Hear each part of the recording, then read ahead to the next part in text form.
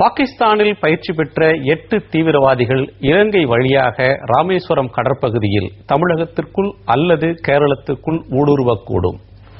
மதுரை அல்லது மயிலாடுதுறையில் தீவிரவாத தாக்குதலை நடத்தக்கூடும் என்ற ஒரு பலமான எச்சரிக்கையை மத்திய உளவுத்துறை மாநில அரசுகளுக்கு அனுப்பியிருக்கிறது. இந்த தாக்குதல் எப்போது நடைபெறும் என்று சொல்லவில்லை. அநேகமாக இன்னும் சில மாதங்களுக்குள் இப்படி ஒரு தாக்குதல், பெரும் தீவிரவாத தாக்குதல் நடந்துவிடக்கூடும் என்ற ஒரு கடும் அச்சுறுத்தல் அனுப்பப்பட்டிருக்கிறது. அந்த அச்சுறுத்தல் அதிர்வலைகளை ஏற்படுத்தி இருக்கிறது. அவங்க இந்தியாவுக்கு உள்ள வந்து அவங்க அங்கிருந்து நேரா மதுரைக்கு போய் அங்க கொஞ்சம் பண்ண போறாங்களா, மயிலாடுதுறையில கொஞ்சம் பண்ண போறாங்களா, திருவாரூர் கூட சில பேர் சொல்றாங்க.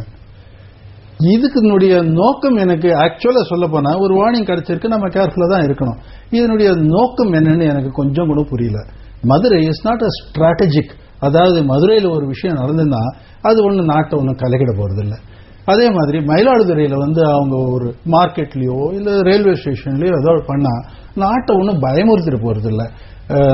மாறாக வீடு வீடா போய் போற வர்ற பொம்பளைங்க ஹேண்ட்பேக்ஸ் எல்லாம் திறந்து பார்த்து நீங்க உள்ள வாங்க, அங்க நம்ம போலீஸ்காரங்க பண்ற செக்யூரிட்டி செக் பார்த்துருக்கீங்களா, மகளிரை தனியா எடுத்துட்டு போவாங்க, அங்க 2 பெண்மணிகள் இருப்பாங்க, அவங்களை தடை பார்த்து காலை அகட்டி வைங்க அப்படின்றாங்க லேடிஸ்க்கு. இந்த மாதிரி செக்கிங் எல்லாம் பண்ண வேண்டிய என்ன அவசியம்? இதெல்லாம் சும்மா திஸ் இஸ்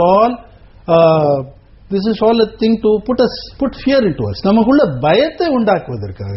இன்னொரு விஷயம் நம்ம முக்கியமா கவனிக்கணும். இது 2 மாசத்துக்கு அப்புறம் வரப்போற அட்டாக்கை பத்தி இப்போ இவங்க வார்னிங் கொடுத்துக்கிறாங்க. 2 மாசத்துக்கு அப்புறம் என்ன நடக்க போகுது? நவம்பர் மாசத்துல Commonwealth heads of government meeting நடக்க போகுது. அது நடக்கிறதுக்கு முன்னால நம்ம மத்திய அரசாங்கம் என்ன ட்ரை பண்ணுது, மீனவர்கள் எல்லாம் வெளியில போறதை தடுக்கணும். மீனவர்கள் தான் வெளியே போறதை தடுத்தோம்னா அங்க அரெஸ்ட் ஆக மாட்டாங்க, அங்க ஜெயில இருக்கிறத கொண்டு வந்துடலாம். அப்போ தமிழ்நாட்டில் இங்க மன்மோகன் சிங் ஸ்ரீலங்காவுக்கு போய் அந்த மீட்டிங்ல பங்கேற்பதை பத்தி அப்செக்ஷன் இருக்காது. அதுக்காக இப்பத்துல இருந்தே அவங்க செய்யறாங்க. அவங்க என்ன சொல்றாங்க, மீனவர்கள் கடலுக்கு போகக்கூடாது, கடலுக்கு போனா கூட நம்ம கோஸ்ட் கார்டு ஒரு பவுண்டரி கொடுப்பாங்க, அதை தாண்டி போகக்கூடாது. எங்க மீனவர்களுக்கு அவர்களுக்கு வாழ்வாதாரமே மீன் தான். நீங்க தடை பண்ணிட்டீங்க. மீனவர்களுடைய ஒத்துழைப்பு தான் கேட்டிருக்கிறார்களே தவிர இந்த கோஸ்ட் கார்ட்ஸ் எல்லாம் போய் அந்த இன்டர்நேஷனல் பார்டருக்கு கொஞ்சம் கலகம் வராம இருக்கிறதுக்காக ஒரு மிகப்பெரிய ஒரு வன்முறை தாக்குதல, தீவிரவாத தாக்குதல அவர்கள் நடத்தக்கூடும் சொல்லி 10 பேர் என்னங்க பண்ணிட்டு போறாங்க. தமிழ்நாட்டில் 7 கோடி மக்கள் இருக்கிறாங்க. மும்பையில கூட எத்தனை பேர் வந்தார்கள்? கசாப் போன்றவர்கள் வந்த போது எத்தனை பேர்கள் வந்தார்கள்? எத்தனை பேர் வந்தாலும் சரி, ஒண்ணு தமிழ்நாட்டுக்கு ஒண்ணும். நீங்க எழுப்பின ஒரு கேள்வி நான் கேள்வி கேட்க வேண்டியிருக்கிறது. உங்களுடைய சந்தேகத்திற்கு காமன்வெல்த் மாநாடு நடைபெறுவதற்கும் இந்தியாவில் ஒரு தாக்குதல் நடக்கும் சொல்லி முன்னெச்சரிக்கையாக ஒரு உளவுத்துறை தனக்கு கிடைத்த தகவல்களை எல்லாம் வைத்து மாநில அரசுகளுக்கு ஒரு எச்சரிக்கை கொடுக்கிறதுக்கு என்ன சம்பந்தம் இருக்கிறது? நான் என்ன சொல்றேன்னா, இந்த எச்சரிக்கை மூலம் மீனவர்களுக்கு கடலுக்கு போகக்கூடாதுன்னு இப்ப சொல்றாங்க. அப்புறம் கடல்ல ஒரு நம்ம கோஸ்ட் கார்டு வச்சு ஒரு பவுண்டரி வரையறைச்சிருவாங்க, இதை தாண்டி போகாதீங்கன்னுவாங்க. மீன் கிடைக்கிற இடத்துல தானே போய் மீன் பிடிக்கணும். சரி, மீனவர்கள் செல்வதை தடுக்கப்படுத்துகிறார்கள். தடுத்துட்டு அங்க ஸ்ரீலங்கால இருக்கிற மீனவர்களை கொஞ்சம் கொஞ்சமா விடுவிச்சிருவாங்க. விடுவிச்சுட்டா அப்போ மீனவர் தகராறு இருக்காது. இந்தியா தமிழர்களுக்கும் ஸ்ரீலங்காவுக்கும் அந்த விதமான அந்த இது கொஞ்சம் குறையும் பூசல். அந்த சமயத்தில் இவர் போய் மீட்டிங் அட்டென்ட் பண்ணிட்டு வந்துருவாரு. அந்த மாதிரி ஒரு நிலையை உருவாக்குறதுக்காக இந்த வார்னிங் கொடுத்திருக்கப்பட்டிருக்கிறதோ. ஏன்னா ஒன்னு சொல்றேன் உங்களுக்கு, ஒரு முக்கியமான விஷயம்.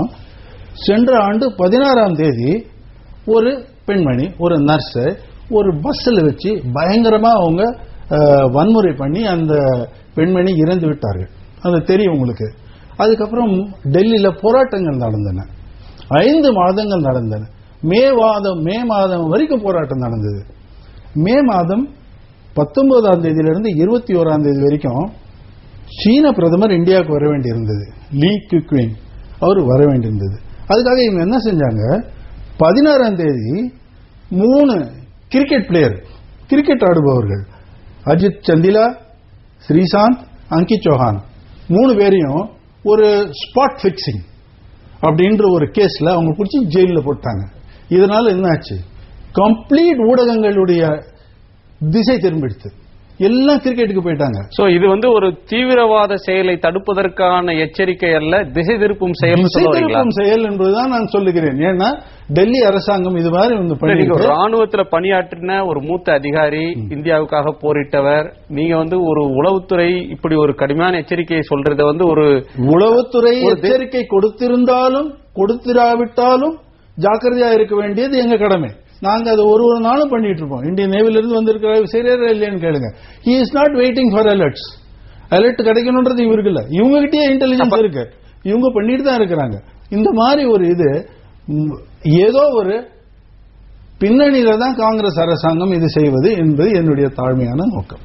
உளவுத்துறையை தன்னுடைய தேவைகளுக்கு தன்னுடைய அரசியல் நோக்கங்களுக்கு பயன்படுத்தும் சொல்றீங்களா? இந்த மாதிரி ஒரு எச்சரிக்கை கொடுத்திருக்கு. இதனால என்ன ஆகுது, இது நண்பர் சொன்ன மாதிரி ஒரு பீதியை கிளப்புகிறது.